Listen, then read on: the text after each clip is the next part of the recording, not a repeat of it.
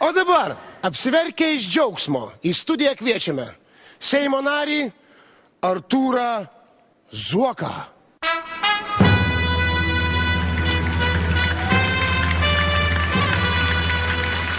Sveiki.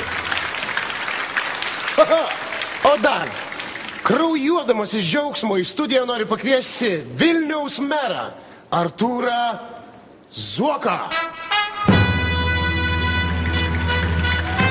Sveikas, Marija. Sveiki. Kaip reikalai?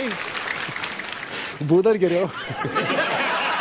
Ir apsišlapinę iš džiaugsmo į studiją kviečiame buvusį Seimo narį, buvusį Vilniaus merą Artūrą Zuoką.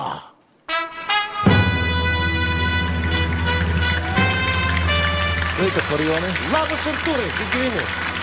Gerai. Negaliu prieiti prie tave. Ten nėra sunku praeit nuo to.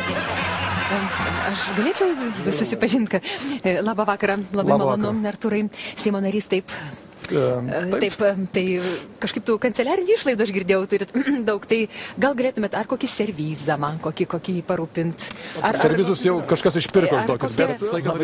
Labadiena, merė. Sakykit, norėjau paklausti apie šitas aukštasias technologijas. Yra žieminės padangos? Yra, bet sniegą vis tiek reikia atvaryti. Einam jau sniegą valyti. Einam sniego valyti, jo. Ten gal. Jo. Seimo narys išėjo, miesto meras išėjo, kalbėsimės su buvusiu Seimo nariu ir buvusiu Vilniaus meru. Einam, Artūrai. Žiūrėk, geras, 3 zuokai.